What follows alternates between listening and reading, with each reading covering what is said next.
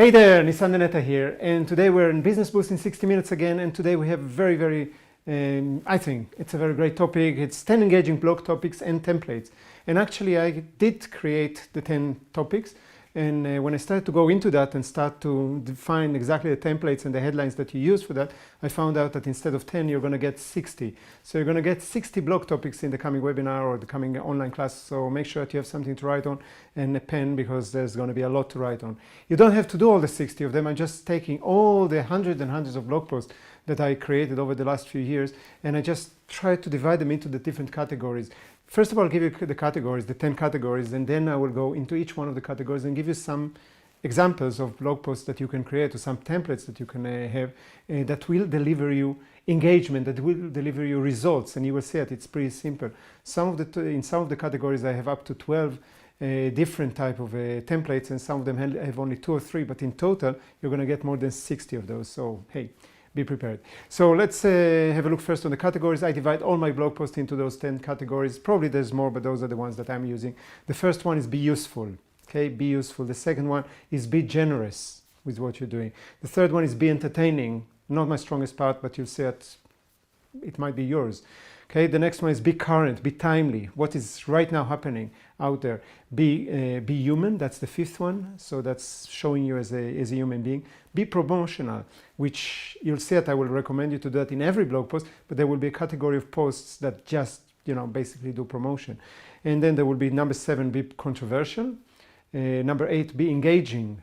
Number 9, be an insider for the industry, you see how it works. And 10, it's be experimental. That's all the other things that didn't fit in the other categories. So those are the 10 categories, and we're going to go pretty quick straight into them. Hopefully we can squeeze everything within an hour, and after that, any question you still have, I'll be here to answer.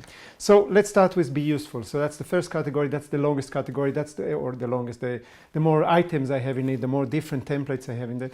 And basically I'm just going to give you a very short description for each one of those, and then maybe a few examples just to get your mind rolling. And when I'm finishing with the be useful part, I'll give you a few moments to just recap, see if you have any ideas that you want to write down for yourself, and then we'll move to the next one, and we'll do it for the rest of the hour. So be useful, it's the first one.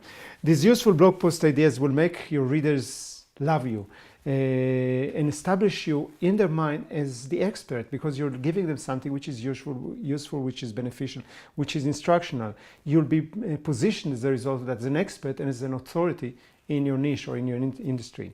So let's start with the first one. The first one is list post. Okay, this is probably one of the simplest ones to put out there. I'm doing a lot of those. Maybe 50% of the blog posts that I'm doing, or a little bit less, but a big part of the blog posts that I make are lists. Okay, they're basically lists. It's very, very easy to do. It's very flexible. You can create any list from anything, basically. And not to mention that people just love lists. We all love those lists. It's easier to implement. It's easier to see what is there. You don't need to go through a lot of text in order to understand. So it's very, very powerful. So create a list of books, create a list of tools, resources, or any other things that your readers might be interested in. So for example, the top 10 exercise to help you sleep better, assuming that that's what you're doing. So that's top 10 exercise. You can have the 7 reasons. I like 7 reasons. I like reasons a lot. The 7 reasons why you should consider investing in, gold, for example. Another one is my favorite vegan dessert recipes. Okay, so those are favorites, list of favorites. Very, very powerful. 12 mistakes, I'm using that a lot, right? So 12 mistakes entrepreneurs do or make when they're hiring a personal assistant. So you see that it's very versatile, it's very easy to create those. These blog posts are very easy to write and are usually very popular with the readers. And not just by people reading it, but also by getting them to share it or link it from their websites or their blogs, etc. So I think that you understand this is the template, basically. There's nothing really. I'm not going into what you do in the first paragraph, second paragraph, third paragraph. It's pretty simple. You have an introduction for the topic, and then you're giving the 7 or 12 or 15 or 53. Doesn't matter what you have in your list. And then you conclude that and create a call to action at the end that say, hey, pick up one of your favorites and do something about it, for example. Okay, so let's move to the second one. Second one in the useful type of blog post. Second template is the how-to post. Okay, the how to post. These are instructional posts like that, telling readers how to do something that they want to do. They tell them actually how to do that, step by step usually. So I find that that my tips and how to post are usually the most popular, both in the short term. So readers actually commenting on them, engaging with them, share them on social media, etc. But also in the long term, which means that I can see that some of those blog posts 5, 6, 7 years after I wrote them are still generating quite a lot of traffic through Google and other search engines, because people like to look for those how to do this, how to get more clients, how to, etc. Right? So simply what you need to do is to break this process, the how to process, into steps or into phases if you want, or into categories. This is what you need to do. And just a few examples will be, for example, in my case, SPICE. Okay, SPICE is the technology that I'm using in the Elements of Success to describe how we set goals. So a title or a template could be something like SPICE. The 5 steps you must take, 5 steps, sorry, you must take in order to achieve any success in your life, for example. Very simple headline that creates a very simple structure for you. Again, introduction, the 5 steps, each one of them, why do you do them in order, how do you do them in order, and basically a conclusion, go do that. Okay, call to action. Another possibility, the 8 steps to create a breakthrough. That's something that we are teaching in the Breakthrough to Success. The 8 steps to create breakthrough. Okay, that's an how-to process. It can be something else, not for my world, but it can be the ultimate marathon training. The 5 essential phases, if something like this exists, for example. So you see, it's not very difficult to create, and it's very, very valuable for the readers. So that's the second one. The third one in this be useful kind of a type of blog post is this case study, case studies post. And I'm talking a lot about case studies, but usually I'm mentioning the case studies of somebody else. So you interview one of your clients, for example, that used your product or service, and you kind of show them how it was done, by interviewing. But this time I'm asking for something which is for you probably much simpler. You're just creating a case study on something that you did. Basically, just it usually delivers more value than or more perceived value to people than if you call it an article or if you're calling it a blog post. Just by calling it case study, you're already giving it much more perceived value. Usually, it is more in depth and more in detail. What you want to do is to take a project, for example, and to outline it and to uncover the steps that were needed in order to accomplish it. It can be a project, it can be an event, it can be a process, anything that you can break into. This is how I did it, this is what was the issue at the beginning, this is how I dealt with it, and this is what worked or didn't work. You can put both, and you should. No one can really resist a good case study. So it's like a good story. There's an adventure there. There's something that you don't know how it will work out at the end, etc. People also love to get this behind the scenes look, and we'll talk about it later, of exactly how someone achieved any kind of a goal. And just a few examples. So how did I get 1,241 comments to one blog post in 3 days? Okay, what did I do for that? So that will be a case study. Or how did we get our crowdfunding campaign to the homepage of Indiegogo within 6 hours? Okay, this is something that we're actually teaching in more than just an article, but you can squeeze it into a case study article. Or maybe somebody could write, or you could write something somehow, how I lost 14 kilos in 90 days. Okay, what did I do? What did I eat? How did I exercise? What I didn't eat? When was it working? When didn't work, etc. How I wrote my latest book in less than a week. True story. Okay, so I can put that about the Enlightened Millionaire book and how did I write it in less than a week, and just giving all the steps so you can do something similar. So that becomes again very useful. If you want to quickly become the market leader in your industry, share a few case studies and let people follow along what you're doing throughout your process, and you'll get there very, very quick. So that was number 3. Number 4 in the useful part, and that's the problem solution post.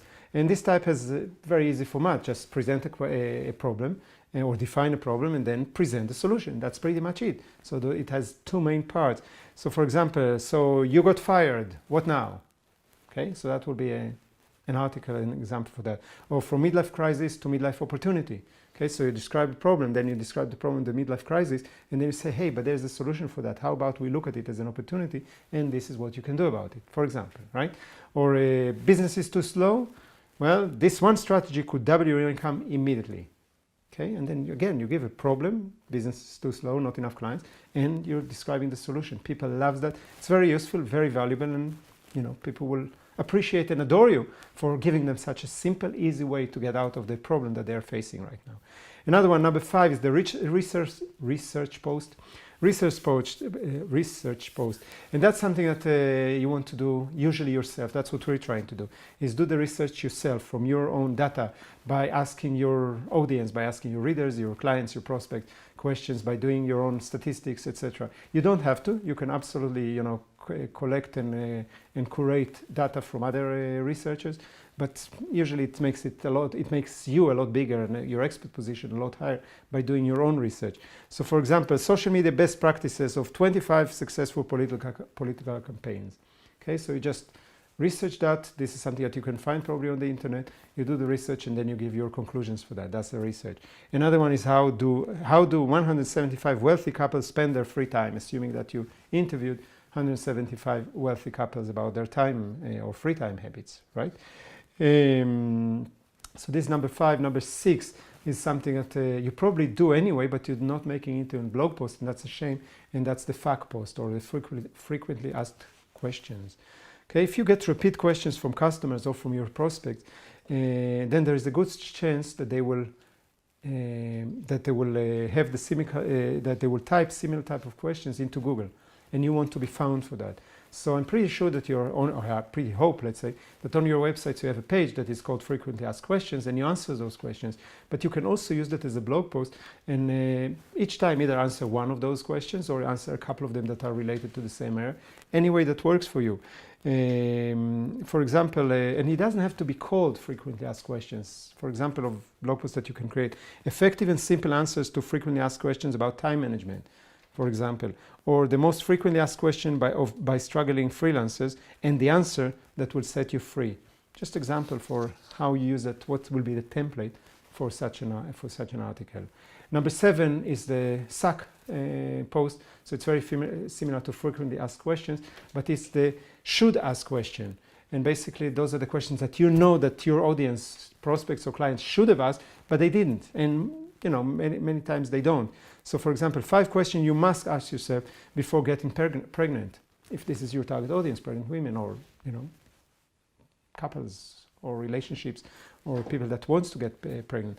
Or another example, the 3 most important questions you should ask in a job interview, if that's your area of expertise.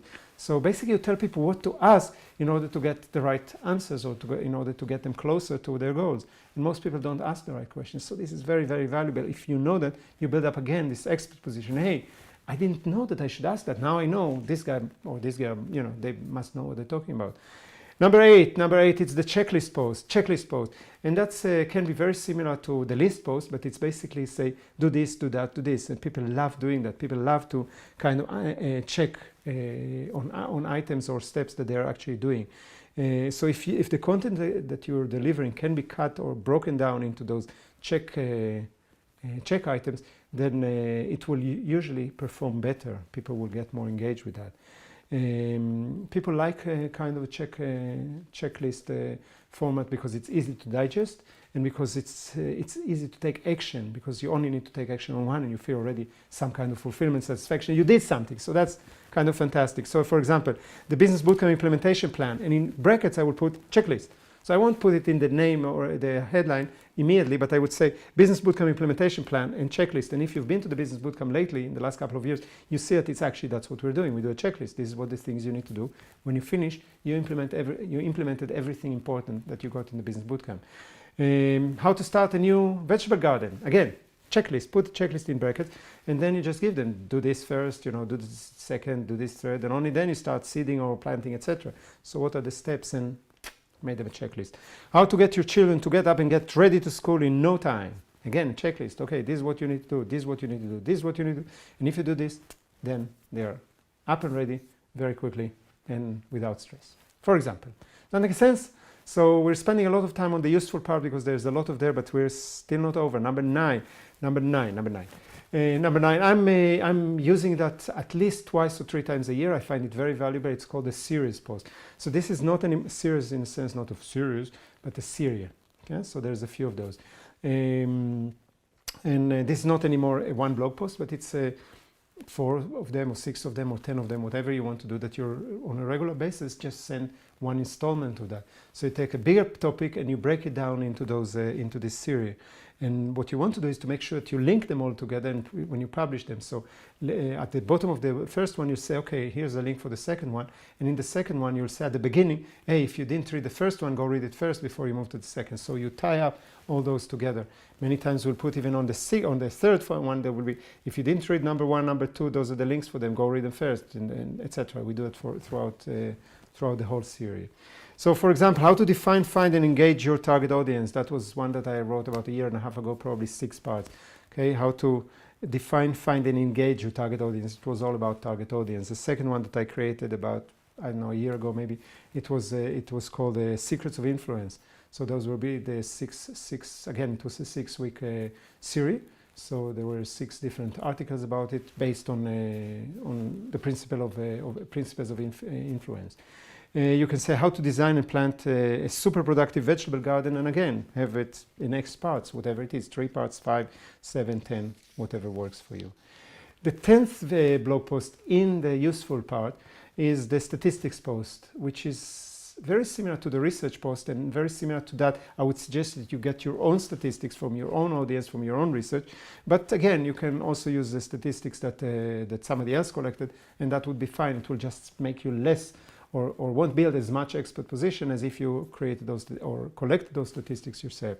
So for example, I just want to give you an examples of how I would use a headline that defines the whole template. After that, it becomes very easy.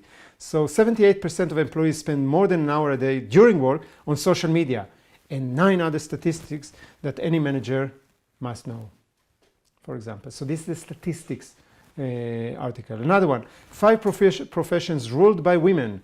2 of them you're not going to believe. Okay, so there's again statistics of where women are more inclined to take professions, and you create some intrigue there, and then it's pretty easy to write the article, I guess. And what's the connection between breastfeeding and higher IQs? Here are the statistics you must know. Okay, so all those examples are just based on statistics that you either collected or either collected by asking the questions or sending the survey, or by collecting them somewhere else from other researchers that found the information. You just put them together. I hope that makes sense. Is that making sense? All right. 2 more. Number 11. The X things you must do after something. I'll give you an example. That's a template. Okay. This is how we many times use a template. Just for the headlines, and it's clarify everything. The X things you must do after something. So this is a very simple one, and I like doing that. I don't do that a lot because it becomes boring, but when you do that once in a while, that's perfect, and it's always an instant winner. I mean, people love that. It's fun and easy to write. I mean, there's templates, you'll see it in a moment when I give you a few examples. It's become so easy. And you're entertaining this way. I mean, we'll talk about entertainment a little bit later, but by doing this, you're not just giving information, you're not just being useful, but you're also entertaining. So for example, 3 things you must do after sending a proposal. Let's say that you're sending a proposal to a company. 3 things you must do after that. I'm not going to tell you right now, but you can't, if you're sending a proposal to a company, you can't not want to read the things you need to do after, because I don't do after, I'm waiting, right? No, you don't. You do other things. Or 5 things you must do after every workout. So if you're working out and you're thinking, okay, so workout is over, now I'm going to rest or take a shower. No, there are 5 things you need to do before in order to get the maximum, etc., etc. I'm inventing that, so I have no clue if it's true, right? But I'm just giving you an example, and even if you don't know if it's true, it's intriguing. Okay, so this is how we build that.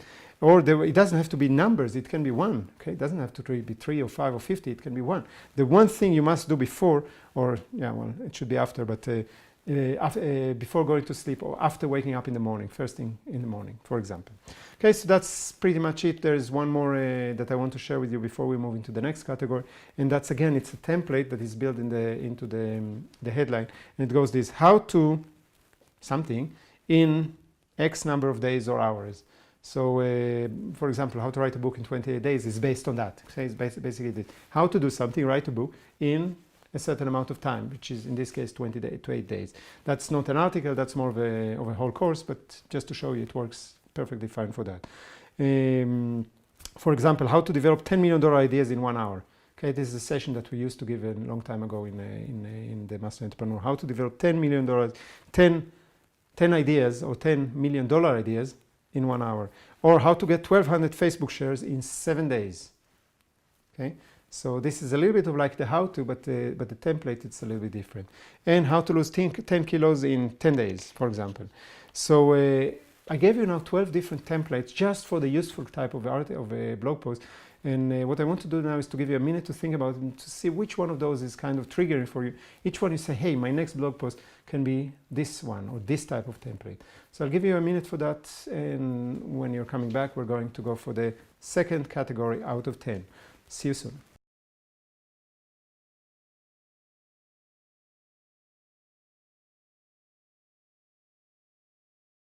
Welcome back. So this was quite a list for the Be Useful, and it took us already 20 minutes to talk about it. So I hope I'm not going to go through the 2 hours or something like that, because I have, 48 more to give you in 9 different categories. I'm going to go a little bit faster. I hope you get the point. Okay, I just give you the examples, and from there you should be able to write it pretty quickly for yourself if that fits your audience, your topic, etc. So the second category, if the first one was Be Useful, the second one is Be Generous. And Be Generous is one of the easiest way to grow your blog, or to grow your audience to your blog, to grow the amount of readers, is by actually promoting other people. And we'll talk about different type of other people. But if you promote them, they will usually promote you back in this way or another, or even they will promote the blog post that is promoting them. And this is where you get a lot of new people. So I'm going to give you just quite a few examples for that. You choose what works for you. You don't need to do all of them. You don't need to do that a lot. But once in a while, this is very, very powerful to be generous. So the first one is profile post. You're profiling somebody. You do a profile on somebody who is an influencer in your industry or in your niche. Just make sure that you notify them by email or Facebook or LinkedIn or phone call or whatever it is that works for you, that you are writing on them this blog post, and encourage them gently to share it with everyone. Now, if you wrote something positive about them, they will sure do that anyway. You just want to kind of remind them that they have also a Facebook following and maybe a Twitter following and email, etc. So they will share it with more. What happens now is that those people that are following them are in appreciating them. Now you wrote something from your point of view and why you appreciate that person, or what you think this person or this company did or contributed, etc. Then they will feel that, that warm fuzzy feeling that they feel towards that person, towards you, and you're going to get for yourself probably quite a few new readers. So this is one way to do that. That's the profile post. The second type of post is the crowdsourced post, which is basically you're collecting a few influencers in your industry, and you're asking them one single question and asking each one of them to answer that. Usually what happens then is that you're leveraging your position together with those other experts. Imagine that you're taking 9 other experts in the field, you ask them a question and you let them each answer, and you answer 2. So now you're one of those 10. You're one of the 10 top experts in your industry right now. I would suggest to start at least asking 3 different experts the same single question, preferably more, but 3 is enough at the beginning. And you want to put all their answers together into one single post. That's basically what I would do that. When you do get 10 influencers, 9 and you, for example, each one of you just give 100 words and you have a fantastic article. What you want to make sure is that you get different answers. You don't want to get all the 10 of them to answer the same thing. So you ask a question that creates enough debate or have enough different options and possibilities that you will get different type of answers for that. So that will be the crowdsourced post. If you do it right, it becomes the content is top notch, put together very, very easily. Just take a bit of time. Don't try for your coming Wednesday blog post to start calling people on Tuesday. Give them a few weeks before, ask them that, collect the answers, and when you're ready, send it out, and people would love you for that. So that was the second one when it comes to being generous. The third one is the interview post. Okay, the interview post. And sometimes it's might be just a good idea to let somebody else, say what you have to say. Because as a blogger, we're writing all the time. And we're busy, coming up with our own ideas, with our own opinions and everything. Sometimes it's just good to take the heat of ourselves and put it on somebody else. Let them answer that. And the form of interview is the easiest one. Now, it's a great way to give your audience not just this relevant expert opinion, someone which is not you, but you have a chance to learn something for yourself also. And you start developing a relationship with someone which might be ahead of you on the development curve in your industry or in your niche. It's surprising for me every time how easy it is for even the bigger influencers to give you an interview, even if your list is not so big, if you approach them in the right way. It's not a big deal as long as you don't ask them for too much of their time. They will be happy to do that. Just one tip, talking about time, don't overwhelm them. 1 or 2 good questions is more important than asking them 9, kind of stupid or a shallow kind of question. Just focus on 1 or 2 questions that will bring up something, that will trigger them, that will get them to think about it, and you'll get the great answers and very, very good value. So that was number 3. Number 4 is a link collection post, is where you're collecting links of multiple pieces of content. So you might look around the internet, find pieces of content that influencers wrote, and you just write a short paragraph of each one of them with a link to that piece of content back, or to that piece of resource, or to that tool or whatever. And right now you're promoting you're promoting in a sense the work of X amount of experts and influencers in your field. And again, you let each one of them know that you did that, and they will, because it's a good list, it's a good article, they will let their audience know about it. And suddenly you have 5, 6, 7 of those that are promoting your blog post, which is fantastic. By the way, you do that with all the others also, right? As soon as somebody is participating and being part of your blog post, make sure that they are promoting it to their lists, to their social media, etc. Number five in the same area, in the same part of being generous, is the quote post. This is, you just pick up some good quotes from influencers. If they are big, very big influencers, then they have their own books, and you can just pick up a good quote from their books. Again, let them know that it's there. I don't know how much they are going to, promote that, but it's worth trying it. People love this kind of a list of quotes, and we did it quite a few times, and it's beautiful. It's beautiful. It's a very, very easy blog to create. And if some of them are commenting about that because you wrote about them, then that's even greater. Number 6 is best of the web post.